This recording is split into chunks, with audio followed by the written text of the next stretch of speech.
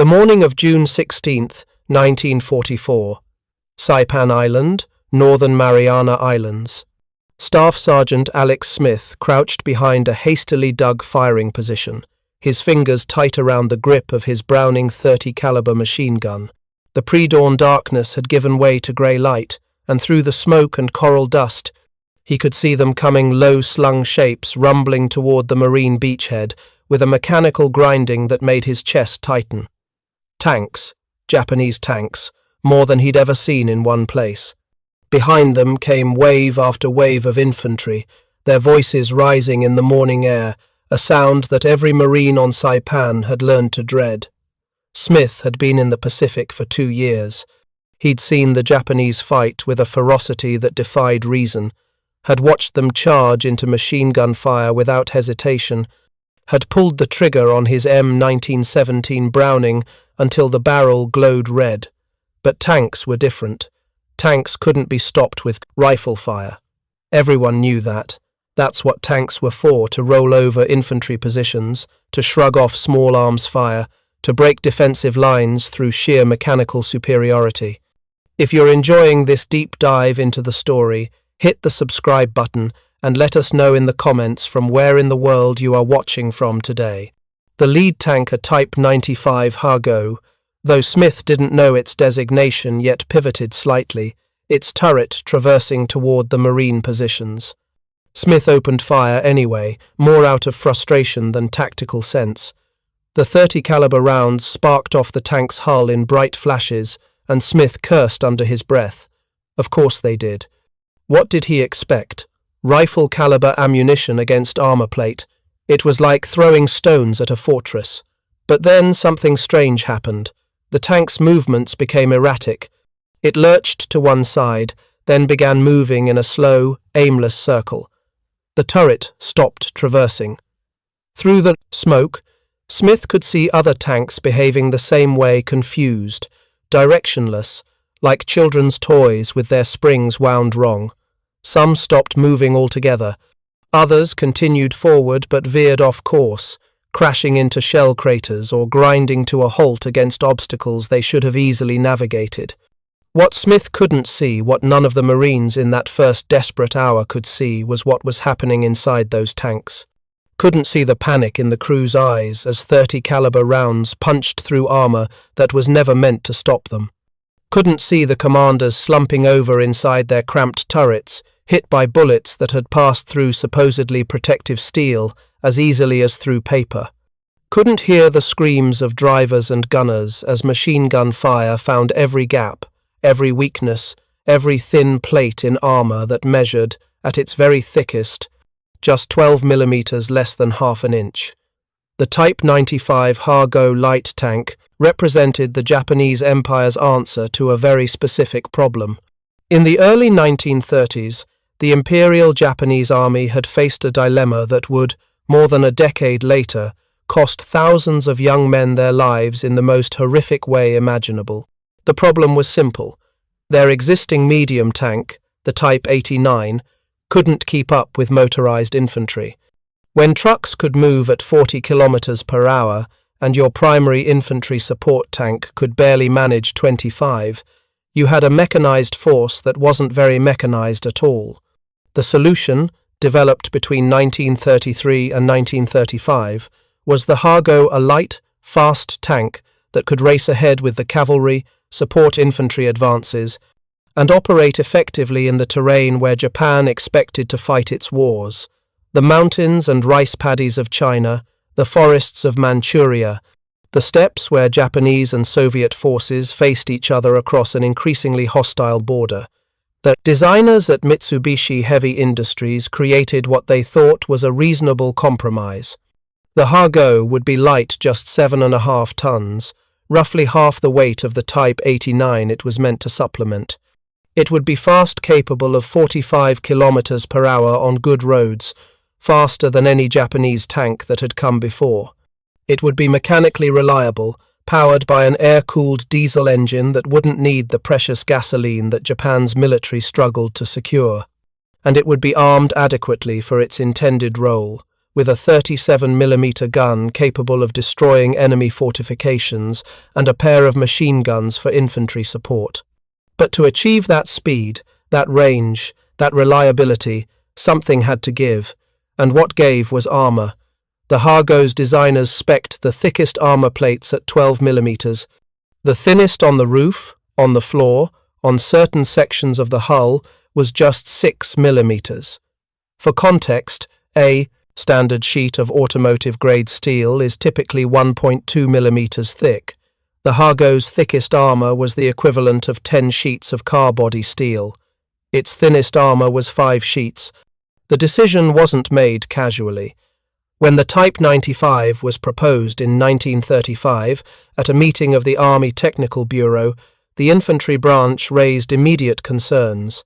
12mm of armor, they argued, wasn't enough. It wouldn't provide sufficient protection for infantry support operations. But the cavalry representatives pushed back. The improved speed and mobility compensated for the thin armor. The infantry eventually agreed, though one wonders if those officers, sitting in their conference room in Tokyo, ever imagined what that decision would mean for the boys who would climb into those tanks a decade later.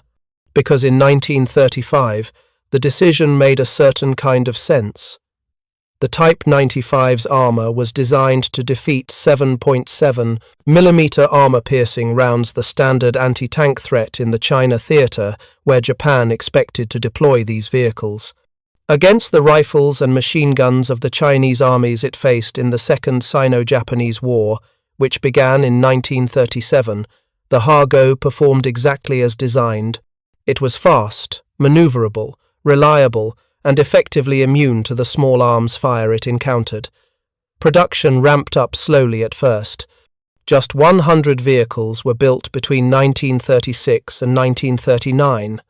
But as the war in China expanded and Japan's military ambitions grew, production accelerated dramatically. By 1942, Japanese factories were churning out more than 700 Hargos per year. Mitsubishi, Sagami Arsenal, Hitachi Industries, Niigata Tekosho, Kobe Seikosho, and Kokura Arsenal all produced the design. By the war's end, approximately 2,300 Type 95 light tanks had rolled off Japanese assembly lines. The men who crewed these tanks in China found them capable machines. Private Takeshi Yoshida, a driver in the 4th Tank Regiment, wrote in his diary in 1938 about how the Hargo handled in combat. "The enemy fire sounds like rain on a tin roof," he wrote, "but we remain safe inside." The tank's speed allowed it to outmaneuver Chinese defensive positions. Its 37mm gun could destroy fortifications and enemy vehicles. Its twin machine guns suppressed infantry. For the role it was designed to fill, in the theatre it was designed to fight in, the Type 95 Hargo was a success. But empires have a way of growing beyond their original ambitions, and armies have a way of fighting wars in places they never planned to fight them. In June of 1942, elements of the Japanese 11th Tank Regiment landed on Kiska Island in the Aleutian Islands American territory, part of Alaska. It was the only time enemy tanks would operate on United States soil during World War II. The Hargos performed adequately in the brief campaign, though the harsh cold weather tested their air-cooled engines in ways the designers had never anticipated. In August 1942, 2 Type 95 tanks supported Japanese landings at Milne Bay in New Guinea. The tanks initially proved effective against lightly armed Australian infantry, whose sticky bombs designed to adhere to tank hulls and explode failed to function in the humid tropical environment. But the Australians learned something that would prove significant. They discovered that rifle fire, particularly from their Boy's anti-tank rifle, could penetrate the Hargo's armor. When both Japanese tanks became mired in the thick mud created by daily tropical rainfall and were abandoned, Australian soldiers examined them closely. The armor, they noted in their after-action reports, was surprisingly thin. That same month, the United States Marine Corps launched its first major counter-offensive against Japan at Guadalcanal. The Marines' 1st Tank Battalion was equipped with M2A4 light tanks vehicles that were, in most respects, comparable to the Hargo. Both had 37mm guns. Both were light tanks designed for infantry support. But the American tank had one crucial advantage. Its armor plates were 25mm thick at the turret, more than twice as thick as the Hargo's 12mm maximum. When Marine and Japanese tanks clashed on Guadalcanal, the outcomes were determined more by tactics and crew training than by vehicle specifications. But Marines began to notice something peculiar. When they directed machine gun fire at Japanese tanks, the crews inside sometimes seemed affected. Tanks would stop moving, or their turrets would cease traversing, or they would begin moving erratically, behaviors that suggested the crews were being hit. At first, Marines attributed this to lucky shots through vision ports or lucky hits on external crew members. The idea that machine gun fire could penetrate a tank's armor seemed absurd. Tanks, by definition, were supposed to be proof against small arms fire. That was the entire point of armor. But after the Battle of Tarawa in November 1943, where 7 entrenched Type 95 tanks opposed the American landings, Marines began comparing notes. Multiple squad leaders reported the same phenomenon. Sustained machine gun fire seemed to affect Japanese tank crews. Some tanks were hit dozens of times with 30 caliber fire before being destroyed by bazookas or 37mm anti-tank guns. When Marines examined the knocked-out hulks afterward, they found something extraordinary. The 30 caliber rounds had penetrated, not through vision ports or hatches, through the armor itself. Entry holes, roughly the diameter of a pencil, perforated the hull and turret plates. Inside, the tanks were charnel houses, crews killed not by the massive trauma of anti-tank rounds, but by the rifle-caliber bullets that had passed through supposedly protective steel. Lieutenant James Foster, a platoon commander with the 2nd Marine Division, examined one of the knocked-out Hargos on Tarawa. What he found disturbed him. "I'd been taught that tanks were immune to rifle fire," he wrote in a letter home. "That's what made them tanks. But this thing you could see, where our 30 caliber rounds had gone clean through, not just 1 or 2 lucky shots, dozens of them. The men inside never had a chance." But understanding what you're facing and believing it are two different things. The human mind resists information that contradicts fundamental assumptions, and for Marines trained in tank doctrine, the idea that a tank's armor could be defeated by ordinary rifle fire was simply unbelievable. That's why, when the Marines landed on Saipan in June 1944 and faced the largest Japanese armored attack of the Pacific War, many of them initially responded with the same tactical doctrine they'd been taught. Take cover from the tanks, call for anti-tank weapons, and wait for your own armor to respond. The idea of shooting at a tank with your M1 Garand seemed, at best, a waste of ammunition. But Saipan would teach them differently. Because on Saipan, the Marines would face more than 40 Japanese tanks in a single massed assault. And in the chaos of that pre-dawn attack, with no time to wait for tank destroyers or bazookas or 37mm guns, Marines would do what infantry has always done when threatened. They would point their rifles at the enemy and pull the trigger. What happened next would reveal the terrible truth about the Type 95 Hargo, a truth that Japanese tank crews had been living with and dying with for months. The truth that the slim metal shell that was supposed to protect them was, in fact, barely adequate to stop the very weapons their enemies carried as standard infantry equipment. The truth that they were going into battle inside death traps. The Japanese plan for the counterattack on Saipan was ambitious. Lieutenant General Yoshitsugu Saito, commanding the island's garrison, ordered the 9th Tank Regiment and the 136th Infantry Regiment to launch a coordinated assault on the Marine beachhead before the Americans could consolidate their positions. The attack would come in darkness, when Japanese infantry tactics favored the attacker, and when American artillery observers would have difficulty adjusting fire.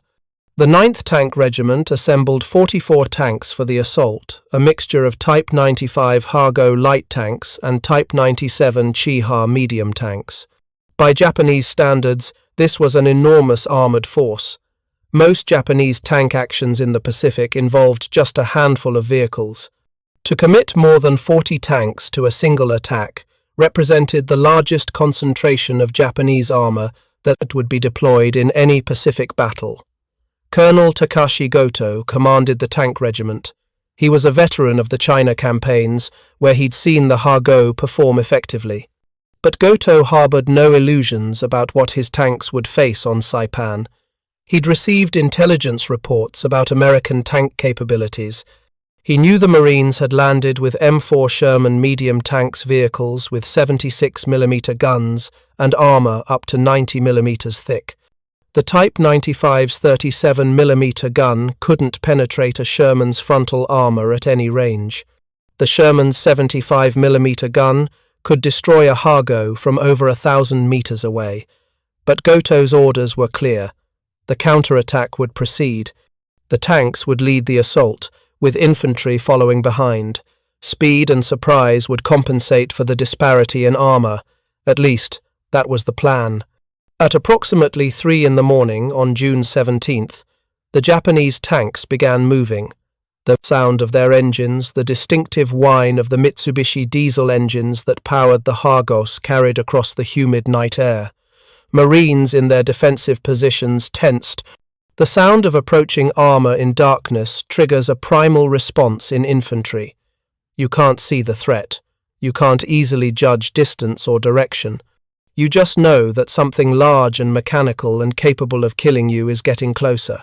The tanks emerged from the darkness in rough formation, headlights off, moving at perhaps 15 kilometers per hour across the uneven ground. Behind them came approximately 3,000 Japanese infantry elements of the 136th Infantry Regiment and various naval infantry units. The soldiers shouted as they advanced, a tactic designed to intimidate defenders and maintain unit cohesion in darkness. Marines opened fire with everything they had. Machine gun tracers laced through the darkness. Rifle fire crackled across the line. Artillery observers called for illumination rounds, star shells that would burst overhead and light the battlefield with their ghostly magnesium glow. In the flickering light of the star shells, the Marines could see the tanks clearly now low, squat vehicles with angular hulls and small turrets, advancing in a ragged line. Sergeant Smith, the machine gun squad leader we met in the opening of this story, had positioned his gun on a slight rise with a clear field of fire. When the tanks came into view, he did what any experienced machine gunner would do.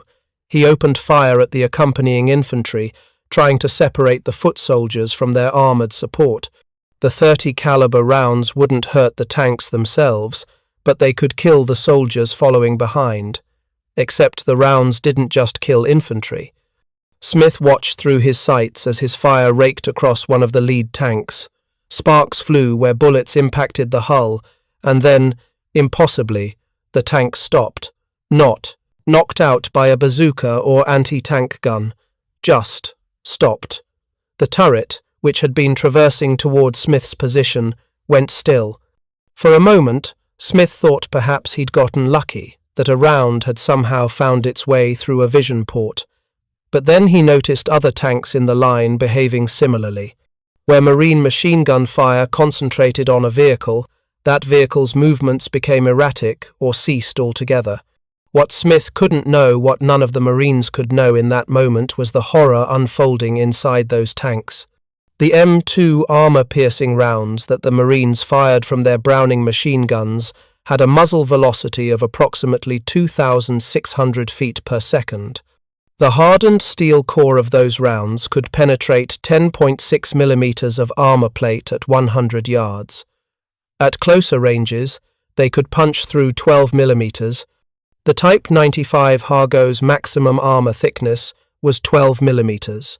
At the ranges where the Saipan battle was being fought, often less than 100 yards in the darkness, and confusion, every plate on the Hargo was vulnerable to American .30 caliber armor-piercing fire. The hull sides, the turret, even the frontal plates. Inside, a Hargo caught in machine gun fire. Death came quickly but not mercifully.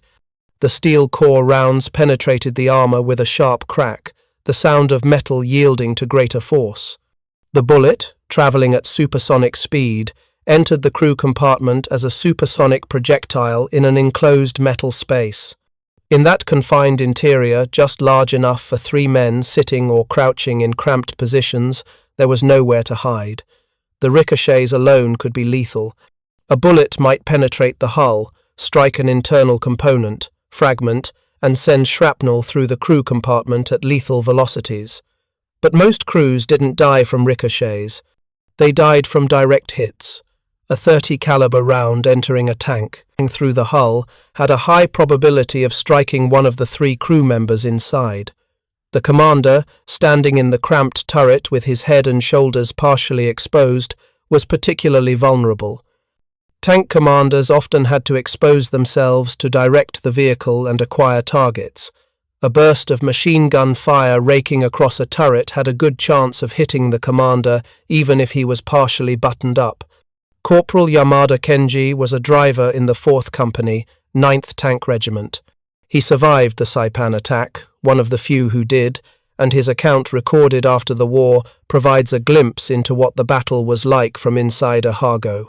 "We advanced toward the American lines," he recalled. "I could hear the impacts on our hull. At first, they sounded like rain, heavy rain. Then Sergeant Tanaka, our commander, screamed. I looked up and saw blood. The machine gun fire was coming through the armor, through the steel. Nakamura, our gunner, was hit in the head. Tanaka was hit multiple times. I was alone in the tank with 2 dead men, still moving forward because that's what my training taught me to do, move forward. But then I was hit too, in the shoulder. The round came through the side of the hull. I could see daylight through the hole it made. Yamada's tank was one of the lucky ones, if luck can be defined as losing only the crew rather than the entire vehicle. He managed to bail out, leaving his dead comrades inside. He hid in a shell crater until the battle moved past him, then surrendered to Marines 2 days later. Most crews weren't as fortunate. Of the 44 tanks that began the attack, only 12 survived to retreat. The others were destroyed on the battlefield, some by bazookas, some by tank fire from Marine M4 Shermans, some by 37mm anti-tank guns, and some by massed 30 caliber machine gun fire that simply killed every crew member inside without destroying the vehicle itself. In the aftermath of the battle, Marines walked among the destroyed tanks in the grey light of early morning. What they found challenged everything they'd been taught about armoured warfare. Type 95 tanks sat on the battlefield, their engines still functional, their tracks intact, their main guns undamaged but with their crews dead inside from rifle-caliber wounds. Lieutenant Foster, the same officer who'd examined knocked-out tanks at Tarawa, was among those who conducted the post-battle assessment. One tank had been hit perhaps 50 times, Foster wrote. You could see the entry holes in the hull and turret, small holes, 30 caliber, not from anti-tank weapons. Inside, all 3 crew members were dead. One had been hit multiple times. Another appeared to have taken just a single round through the chest. The third was still in the driver's seat. We couldn't even tell how he'd died at first, until we noticed blood pooling under the tank. A round had come through the floor. Through the floor. What kind of tank has armor so thin that machine gun fire can penetrate the floor? The discovery spread through the Marine divisions like wildfire. By the end of June 17th, every rifle company on Saipan knew Japanese tanks could be killed with rifle fire. Not disabled, not damaged, killed. The crews inside could be shot through the armor itself using standard infantry weapons. The tactical implications were profound. Infantry no longer needed to wait for tank destroyers or bazookas to deal with Japanese armor. A squad with M1 Garand rifles and Browning automatic rifles could, with concentrated fire, disable or destroy a Japanese tank by killing its crew. Machine gun teams, instead of focusing exclusively on infantry targets, could engage armored vehicles directly and expect results. But the psychological implications went even deeper. For the Marines, the discovery was simultaneously empowering and disturbing. Empowering because it removed one of the most frightening threats on the battlefield. Enemy armor suddenly became vulnerable to weapons every infantryman carried. Disturbing because it revealed just how desperate Japan's situation had become. What kind of nation sends its young men into battle in vehicles that can't protect them from rifle fire? For Japanese tank crews, the reality must have been nightmarish. Imagine climbing into a vehicle that you know, from reports and rumors and the stories of survivors, cannot protect you from the most basic weapons the enemy possesses. Imagine sitting in that metal coffin, hearing the rain of impacts on the hull, knowing that each impact might be the one that penetrates, that kills you, or the man sitting next to you. Imagine the psychological burden of operating a tank that offers less protection than many fortified infantry positions. If you find this story engaging, please take a moment to subscribe and enable notifications. It helps us continue producing in-depth content like this. Yet they still climbed in, they still advanced. Whatever else can be said about the Japanese tank crews who fought in the Pacific, they cannot be accused of cowardice. They knew what they were getting into. By mid-1944, every tanker in the Imperial Japanese Army had heard the stories from Guadalcanal, from Tarawa, from New Guinea. They knew the Type 95's armor was inadequate. They knew American firepower was overwhelming. They knew the statistics. In every major tank engagement in the Pacific, Japanese armor had been virtually annihilated, and still they mounted up and drove toward the enemy.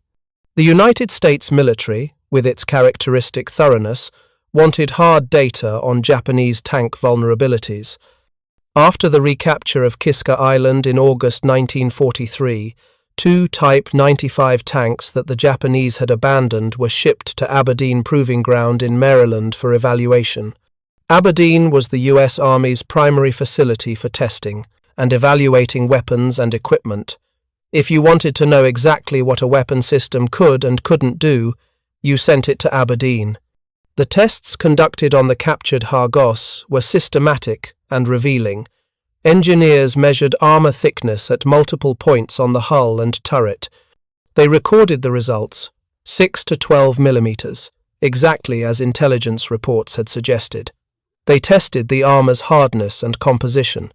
It was mild steel, not the face-hardened armor used on American tanks, cheaper to produce, easier to work with, but less effective at resisting penetration. Then came the penetration tests.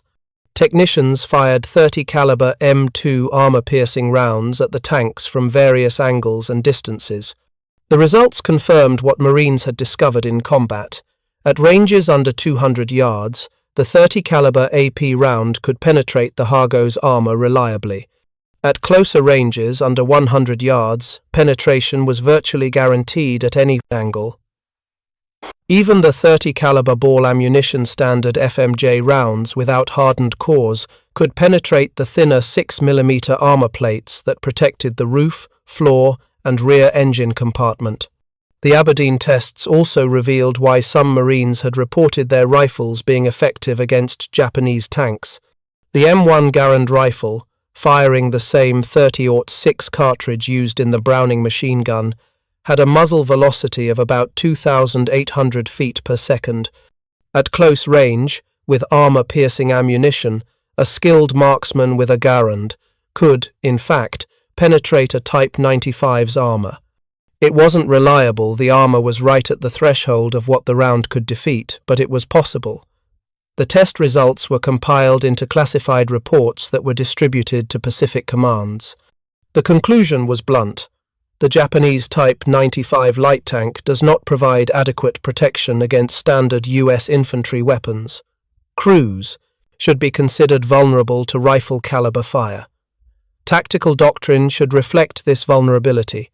But Marines didn't need classified reports to understand what they'd learned in the mud and coral of Saipan. Japanese tanks weren't really tanks in the way American doctrine understood the term. They were thin-skinned vehicles that happened to have tracks and guns. Dangerous, yes. Capable of killing infantry, absolutely, but vulnerable, mortal, killable with the weapons every rifleman carried. For the remainder of the Pacific War, Japanese armor would rarely be used in massed attacks. After Saipan, Japanese commanders learned the lesson that tank charges against prepared American positions were suicide. Instead, Type 95 tanks were increasingly dug in as stationary pillboxes, their mobility sacrificed in exchange for some additional protection from earthworks and camouflage. It was an admission that the vehicles could not function as actual tanks on the modern battlefield. On Guam in July 1944, 10 Type 95 tanks were lost to bazooka fire or M4 Sherman guns. On Tinian later that month, 7 more were destroyed. On Peleliu in September, 15 Type 95s were knocked out in a single day. On Iwo Jima in February 1945, the few Japanese tanks present were destroyed almost immediately after revealing their positions. At Okinawa in April 1945, 13 Type 95s faced 800 American tanks, a ratio that tells you everything you need to know about how far the balance of power had shifted. The final indignity came in August 1945, when Soviet forces invaded Manchuria in the war's last days. The Kwantung Army, Japan's primary force in Manchuria, included several tank regiments equipped with Type 95s and Type 97s. They faced Soviet T-34 medium tanks vehicles with 85mm guns and armor up to 75mm thick. The T-34 had been designed to fight German Panthers and Tigers. Against Type 95s, the Soviet tanks didn't even need to aim carefully. They could penetrate the Japanese tanks from any angle at any practical combat range. The Japanese tanks couldn't penetrate the T-34's armor at all.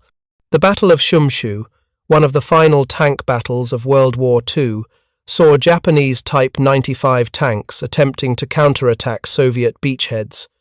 Soviet anti-tank guns destroyed them at ranges where the Japanese guns couldn't even effectively return fire. It was a mismatch so severe that Soviet after-action reports barely mentioned the Japanese armor as a factor in the battle.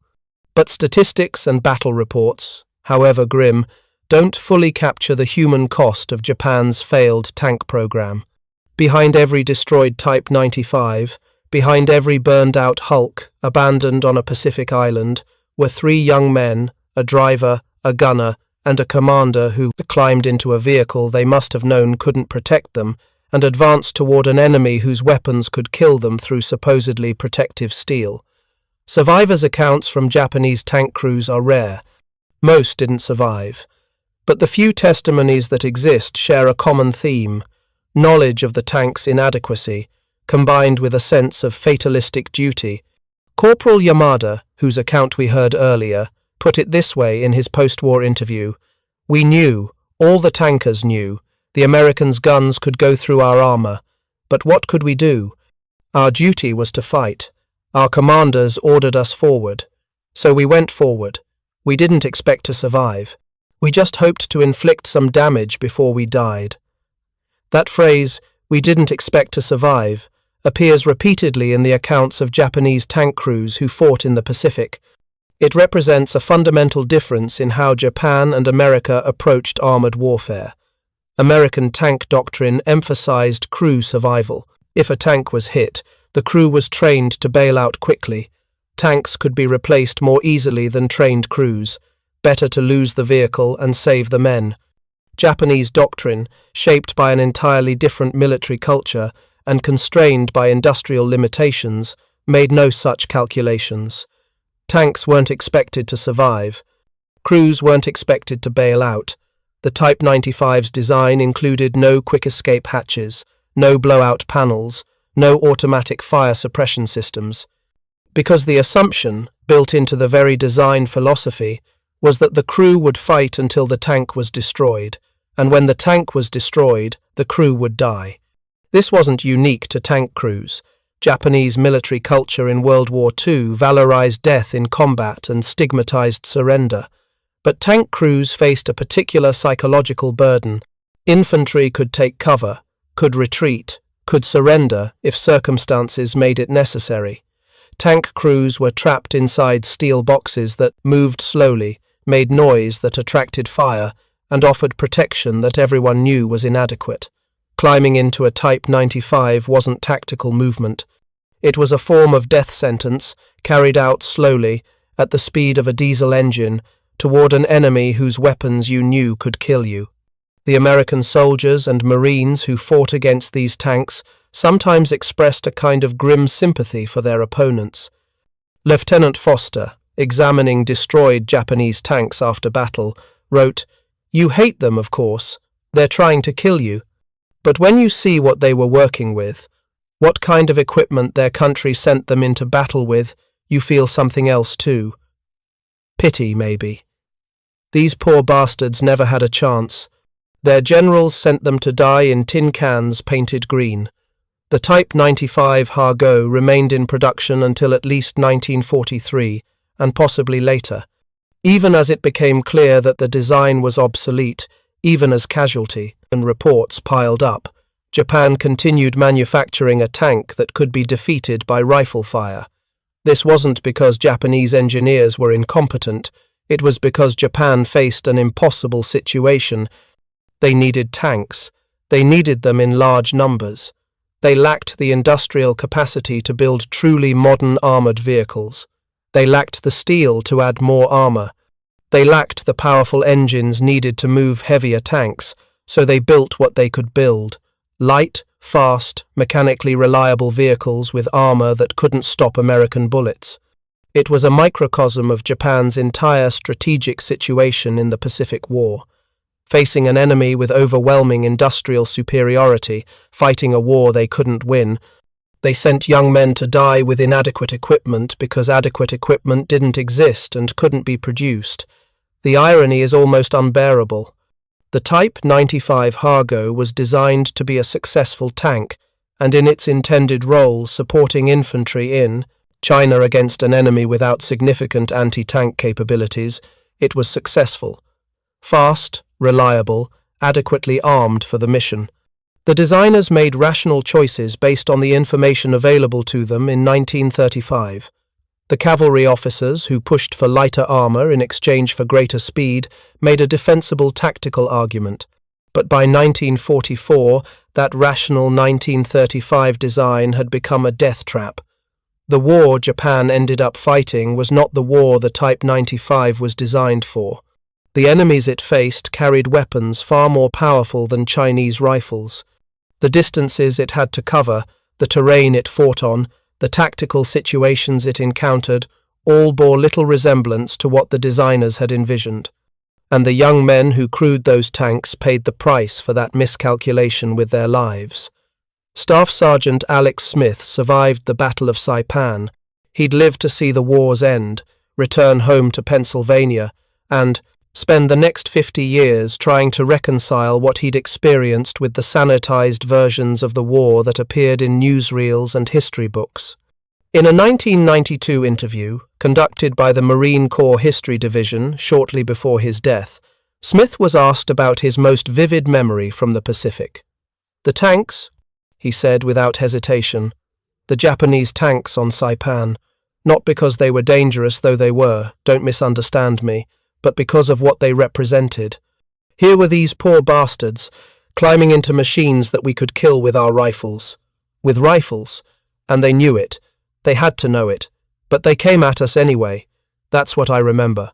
The courage of men fighting in equipment that couldn't protect them, knowing they were going to die, and advancing anyway."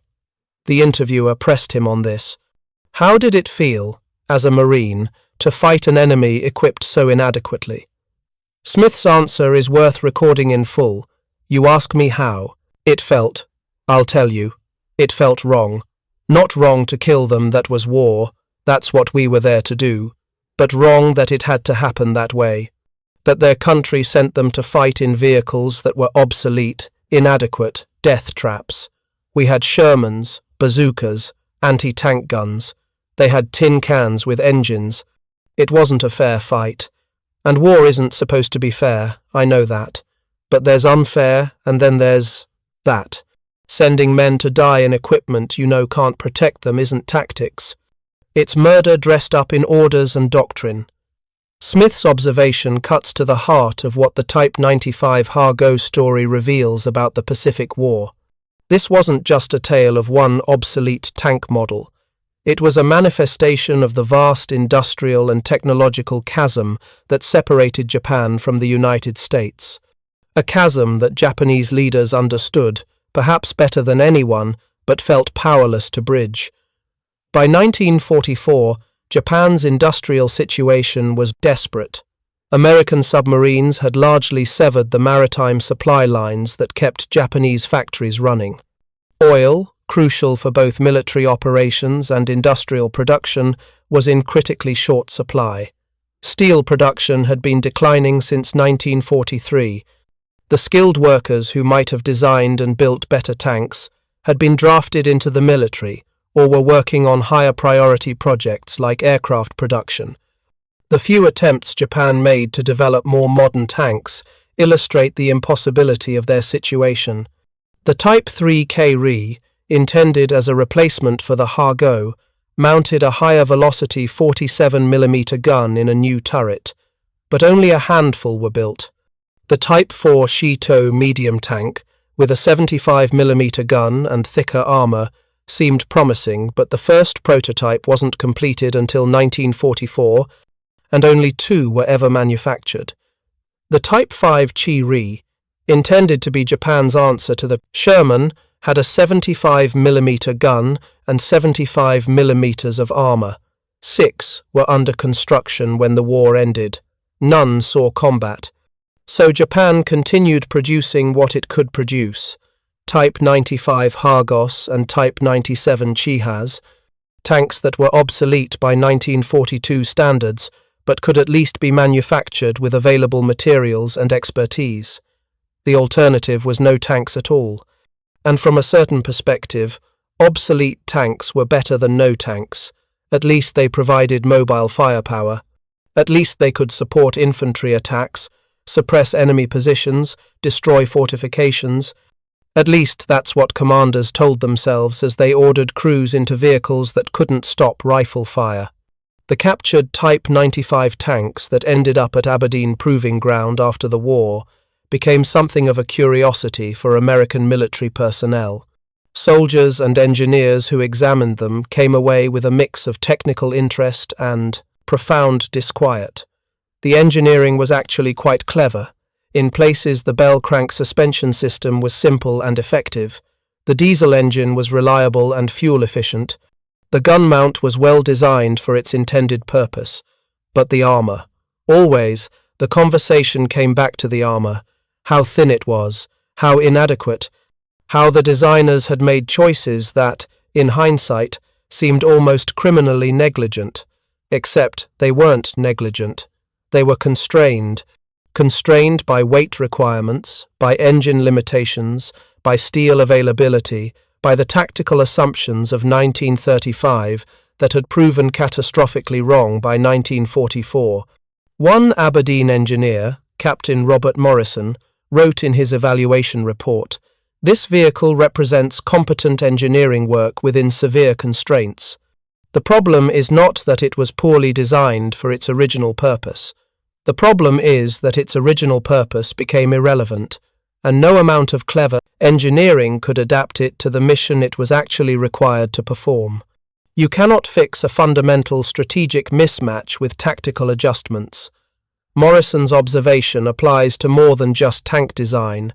It describes Japan's entire position in the Pacific War. You cannot fix a fundamental strategic mismatch, the vast disparity in industrial capacity between Japan and the United States, with tactical adjustments. Japan's soldiers fought with extraordinary tenacity. Their tactics were often innovative. Their willingness to sacrifice was undeniable. But tenacity and tactics and sacrifice cannot overcome an enemy that produces more steel in a month than you produce in a year, that builds more ships in a week than you can sink, that fields armies equipped with weapons your industry simply cannot match. The Type 95 Hargo became a symbol of this disparity. American factory workers, reading about Japanese tanks being destroyed by rifle fire, took it as confirmation that the weapons they were building were superior.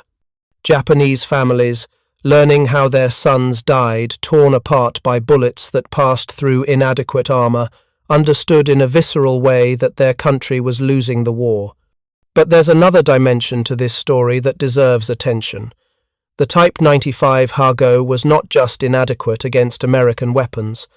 It was inadequate against British weapons, against Australian weapons, against Soviet weapons, against essentially any modern military force Japan encountered after 1941. This wasn't a case of American exceptionalism. This was a case of Japanese industrial capacity being unable to match the baseline of modern armoured warfare as it existed in the 1940s. When British Matilda tanks encountered Type 95s in Burma, the Japanese 37mm guns couldn't penetrate the Matilda's armour. The Matilda's 2-pounder gun destroyed Hargos easily. When Soviet T-34s faced Japanese tanks in Manchuria, the fights, if they can even be called fights, lasted minutes.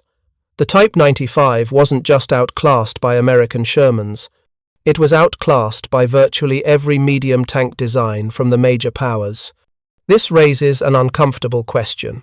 What moral responsibility do military leaders have when they know their equipment is inadequate but lack the industrial capacity to produce better alternatives? Should Japanese commanders have refused to commit tank units to combat, knowing they were sending crews to near certain death in vehicles that couldn't protect them? Should they have disbanded tank regiments entirely and reassigned the personnel to other roles? The historical record suggests Japanese commanders wrestled with exactly these questions. After Saipan, orders went out to use tanks more conservatively. Increasingly, Type 95s were dug into defensive positions, used as stationary bunkers rather than mobile weapons. This reduced casualties somewhat. A dug-in tank, protected by earth and camouflage, was harder to kill than one advancing in the open. But it also negated most of the advantages tanks were supposed to provide: mobility, shock value, the ability to exploit breakthroughs. By the final year of the war, Japanese tank doctrine had devolved into defensive fatalism. Tanks would be positioned to defend key points. They would fight from static positions until destroyed. Crews were not expected to retreat or surrender. The tank was their fighting position and their tomb. This transformation from mobile warfare to defensive immobility represented the death of Japanese armoured doctrine. The Type 95 Hargo had been designed for rapid advances, for cavalry operations, for mobile infantry support.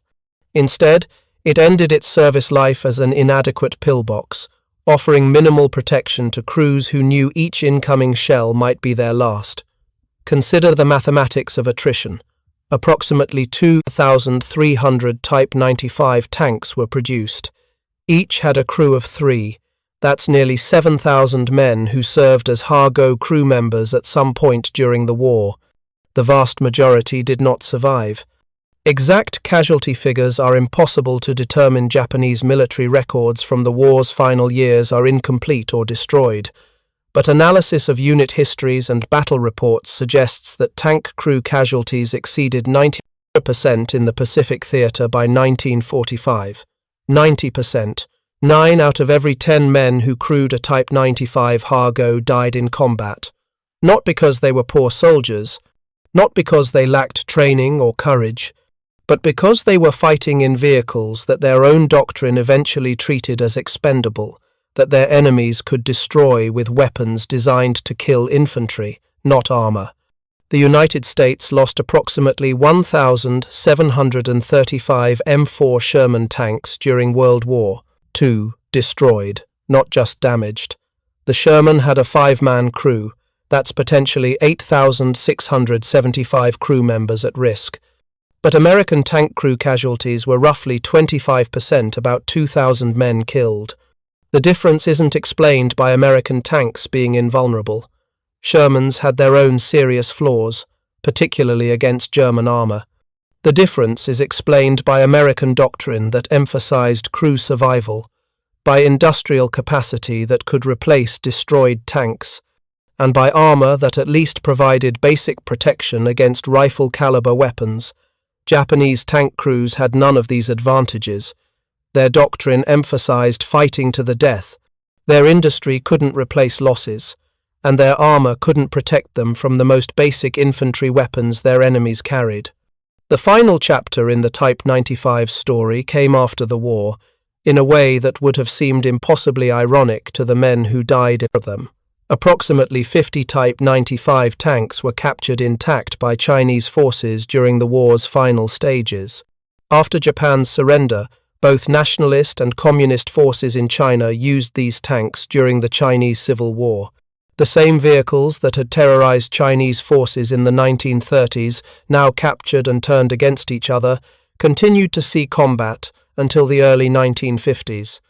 Even more remarkably, some Type 95s ended up in North Korean service during the Korean War.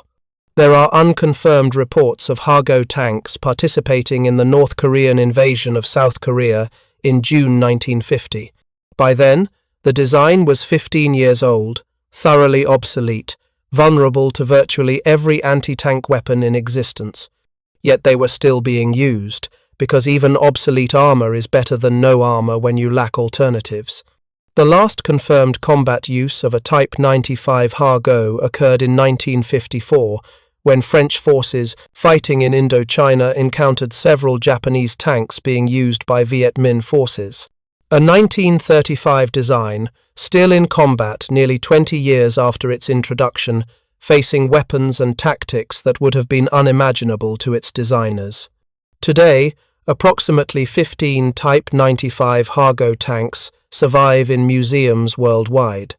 The Australian War Memorial in Canberra has one, recovered from Milne Bay after the battle there in 1942. The United States Army Ordnance Museum displayed one for decades. The Russian Central Museum of the Armed Forces in Moscow has one, captured during the brief Soviet-Japanese War in August 1945. These surviving tanks, carefully preserved and restored, look almost quaint now, small, low-slung, with their distinctive bell-crank suspension and compact turrets. Museum placards describe their specifications, their combat history, their technical features.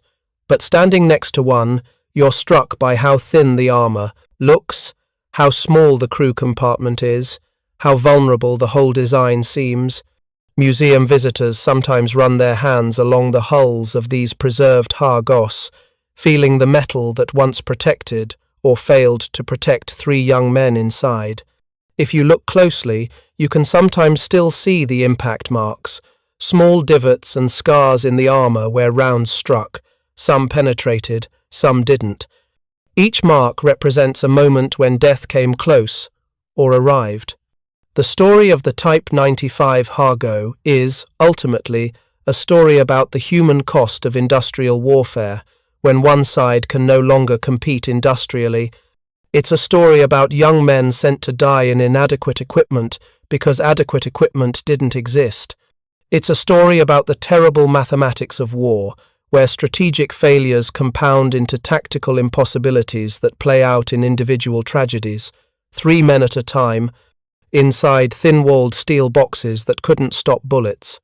When Staff Sergeant Smith heard the sound of those Japanese tanks on Saipan, grinding through the darkness toward Marine positions, he experienced what thousands of infantry throughout history have felt: the primal fear of armored vehicles, of being attacked by something that bullets couldn't stop, except these bullets could stop them.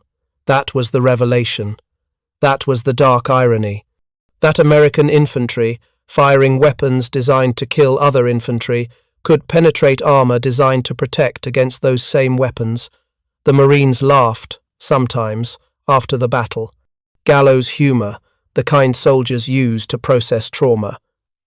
"We killed tanks with rifles," they'd say to each other, shaking their heads at the absurdity. But the laughter had an edge, because they'd seen inside those tanks, seen the crews, seen what rifle bullets do to human bodies in enclosed spaces. The laughter never lasted long. The Type 95 Hargo was a reasonable answer to a 1935 question.